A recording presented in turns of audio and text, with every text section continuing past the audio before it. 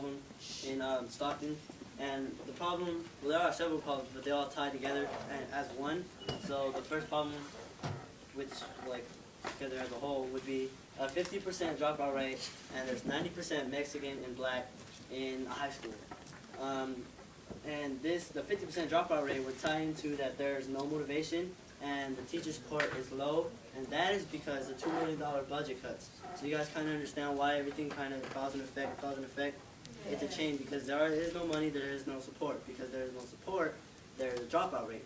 It's steadily increasing, and we're trying to find research and data methods to finally get the conclusion and really come up and solve the problem. So you want to explain like the research and what we do? Okay, so our research was like which schools need the most help. Like we're not gonna go to the richest schools and like try and help them. Like come on now, if you're a rich school, you don't need help. You're gonna sit there, you got enough support.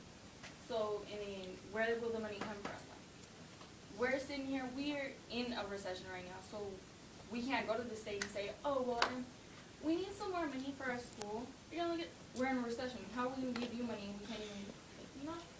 So, and then who will get involved? So we're gonna need community. We're gonna need the teachers, counselors, all schools that like need this help. They're gonna come and they're gonna need to come with us and like help us. We can't do it on our own.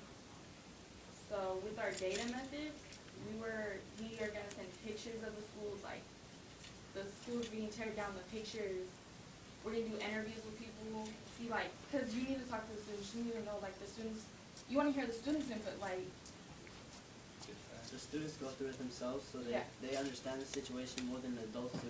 The adults understand that there's a $2 million budget cut, okay, but how do they know what we're going through? And okay, so say we go to school, some people don't have books, some people don't even want to go to school because there's nothing to look forward to. They're not learning, the teachers aren't teaching them right, so they're not really learning and they don't want to go to school in the first place. Same thing with data methods, like how are we going to get our message out there? Going to radio stations and talking to them about it publicly in the community so everyone can know about it. And then finally, after we all have this done, we go to the Board of Education.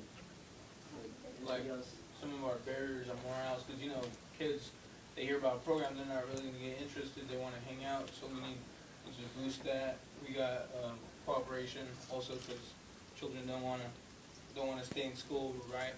So we're gonna have to move more land, and we got time because kids have jobs. They gotta support their families, so we gotta have some time to. How can we? We also gotta give money to the families because they gotta support their family.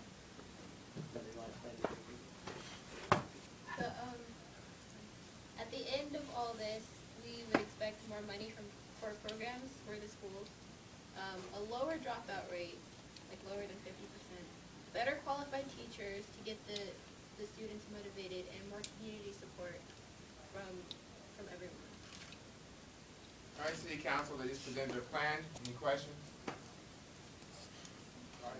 Like Rudy said, he said some kids don't go to school because they don't got nothing to look forward to. How do you plan on making those programs something that a kid will look forward to so he stays in school?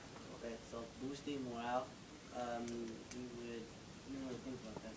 Like tutoring, like, because most students are like, there's no support. Why are we going to school? Like, we're not even getting help. We're on our own. So, like, tutoring, teachers, like, oh, well, if you need help, we'll be here after school. We'll take time from our family to help you. Like, we'll stay after school. We'll stay longer. We'll try and help you. We'll even come in earlier from school and help you.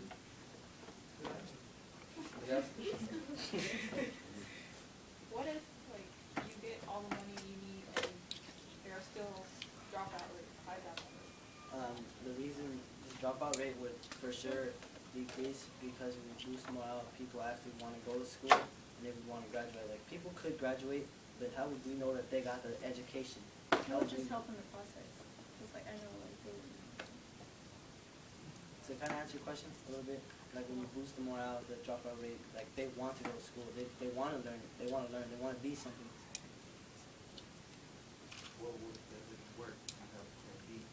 For like boosting morale, cooperation, and I think most likely like getting the petition, getting people to sign that. So we're going to go to the Board of Education, and we're going to talk to them to see if we can balance out the money. Because if we don't have the money in the first place, so balancing out the money and kind of giving us more, because with the evidence that we show them, with the pictures, with the interviews, everyone wants change, so why don't we give it to us? Understand? Any questions? We need 2 more questions. So when you guys like say you know expect more money, are you guys like gonna try to like raise it you guys yourself? Raise, there you go. You could from the board of education. Anthony, you're a teacher. You got any questions for him? What about taking this to Stockton Unified? Taking this in front of them? Presenting this problem? Yeah, we're gonna That's do, a lot we're gonna about do that. step by step. First we're gonna go for what, like the Stockton Unified, then we're gonna go to Board of Education Sacramento. And if that doesn't happen, then we're strictly going to DC. Before the SUSD, we would take it to community leaders, people who understand where we're coming from, and they've been through it themselves. And then from there, because the Board of Education, SUSD wouldn't take a bunch of kids serious. We need adult support and community support as well. So we would come together with the community leaders and then take it to SUSD. And once we have their for sure trust, we take it to the Board of Education, it'll easily slide. So there's one thing we can learn from what he just said, right? So you guys might think about this when you execute your plans, that even though we're powerful as teenagers and students, we're still gonna need adult support. So find out who our friends will be when we execute those projects is key. Well, that was a great answer. I was gonna ask you more questions to get you to say that answer, but you said it without even me asking. That was great. And we use doctors and nurses like outline the big studies. It wasn't like that, it was really easy. So was there only one problem in that scenario? No. Three. A lot. So what were the problems again? I'm sorry. The 50%. Funding, motivation, and morale for teaching. What about the segregation, right? If the school is 90% Mexican and black, that's a problem too. So once again, when you're doing these action plans, think of all the different problems because they might have different solutions. We didn't think about that. Just because it's black and white doesn't mean it's going to be, yeah, it shows bad, but if we actually boost up their morales and more cooperation together, those are going to actually have low rates for dropout. But legally, schools aren't supposed to be that segregated. That's against the law. Especially when you look at resource funding between schools, and that the more white students you have, the more funding your schools are going to receive. But that's a good point. Any other questions? Well, great job once again. Brilliant.